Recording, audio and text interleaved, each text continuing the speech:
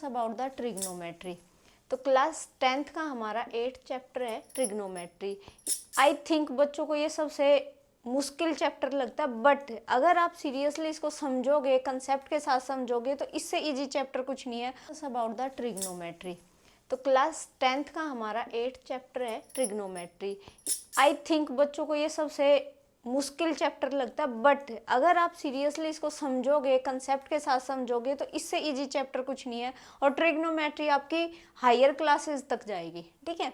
तो ट्रिग्नोमेट्री में देखो, ट्रिग्नोमेट्री 3 वर्ड से मिलके बना हुआ, ट्री प्लस गोन प्लस मीट्री, ठीक है। अब इस बात को समझने की कोशिश करो कि ट्री का मतलब 3, गोनो का मतलब साइड, ठीक है, मीट्री का मतलब मेजर करना। ये ग्रीक वर्ड से आया है, ठीक है। तो जहां पर 3 साइड हम मेजर करते हैं तो वो हमारी क्या होती है, ट्रिग्नोमेट्री, ठीक है। तो अब बेसिकली इसमें होता क्या है, जैसे 3 साइड का मतलब क्या है, बेसिकली हम इसके अंदर राइट एंगल ट्रायंगल को कंसीडर करते हैं ना। राइट एंगल ट्रायंगल क्या होती है, जिसमें एक एंगल क्या हो 90 डिग्री का, ए बी एंड सी, ये मैंने पॉइंट दे दिए, ठीक है।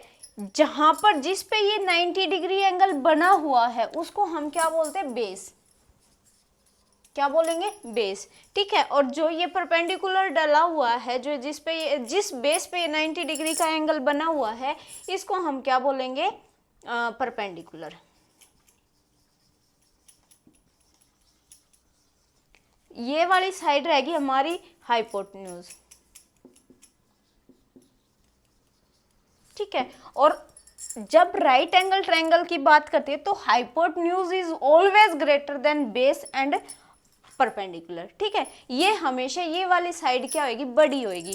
तो इसके अगर मान लो आपको बेस दिया हुआ है, परपेंडिकुलर दिया है, हाइपोटेन्यूज दिया हुआ है, तो कुछ भी अगर इनमें से निकालना है तो अगर ये सिर्फ किस केस में ही होगा, राइट एंगल ट्रायंगल में ही।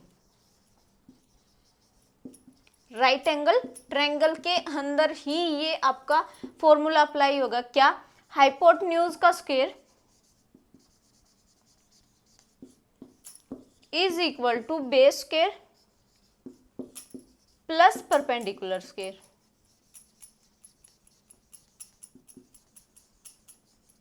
ठीक है। हाइपोटेन्यूज का square is equal to base square plus perpendicular square. इसमें से आपको किसी भी 3 में से 2 की वैल्यू गिवन हो तो आप 3rd की वैल्यू निकाल दोगे। तो ये इसमें एक इम्पोर्टेंट सा जो फॉर्मूला है वो आपको याद रखना है। अब बात